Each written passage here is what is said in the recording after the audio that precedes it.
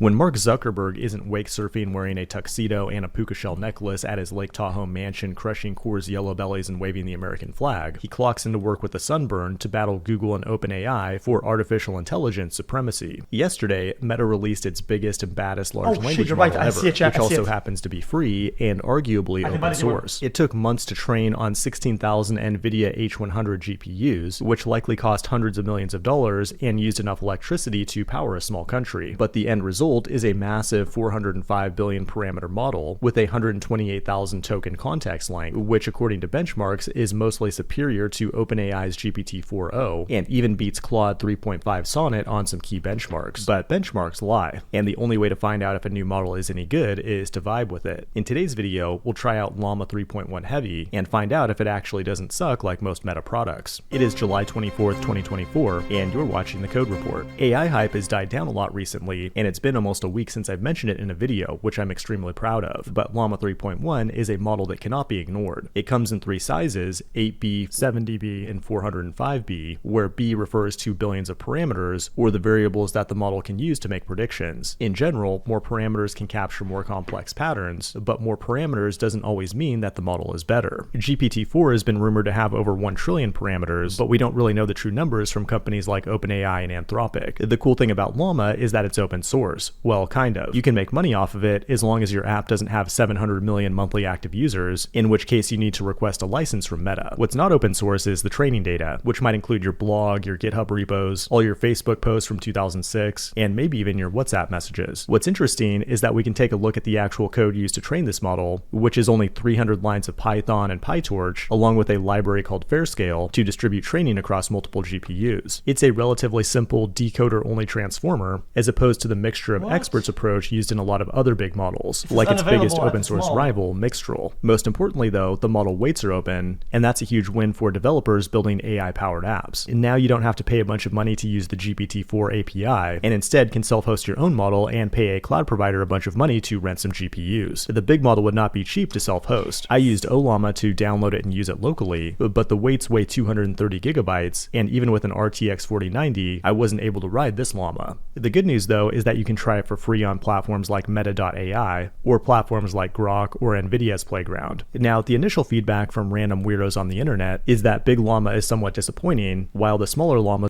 Chat, it won't ship the same day though as ML, even though it's at the store right now. How do I get it then? It's at a mall. Chat, how do you get somebody to get it at the mall?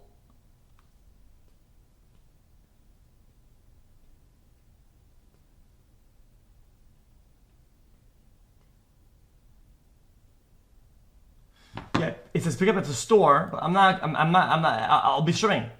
Are quite impressive, but the real power of Llama is that it can be fine-tuned with custom data, and in the near future we'll have some amazing uncensored fine-tuned models like Dolphin. My favorite test for new LLMs is to ask it to build a Svelte 5 web application with runes, which is a new yet to be released feature. The only model I've seen do this correctly in a single shot is Claude 3.5 Sonnet, and Llama 405B failed pretty miserably, and seems to have no awareness of this feature. Overall though, it is pretty decent at coding, but still clearly behind Claude. I also had it do some creative writing and poetry, and overall it's pretty good, just not the best I've ever seen. If we take a minute to reflect though, what's crazy is that we have multiple different companies that have trained massive models with massive computers, and they're all plateauing at the same level of capability. OpenAI was the first to make a huge leap from GPT-3 to GPT-4, but since then it's only been small incremental gains. Last year, Sam Altman practically begged the government to regulate AI to protect humanity, but a year later, we still haven't seen the apocalyptic Skynet human extinction event that they promised us. I mean, AI still hasn't even replaced.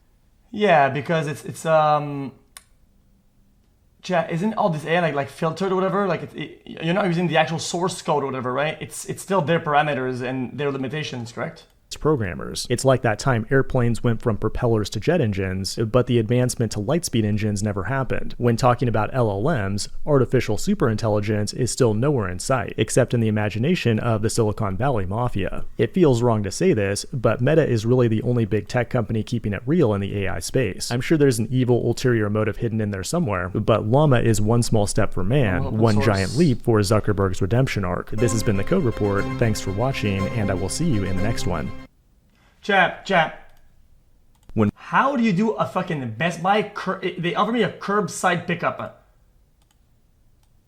Are they gonna leave an employee on the side of the fucking of the mall, just waiting there with the fucking merchandise?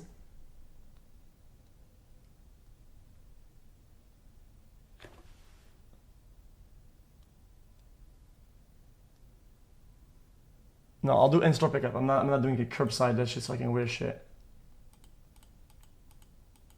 Because I have to coordinate the guy in the store. It's gonna be a disaster. I was just doing an install. I'll tell the Uber guy, yo, I'll pay you fucking $50, bro. Walk into the store and get the fucking thing, man. The fuck?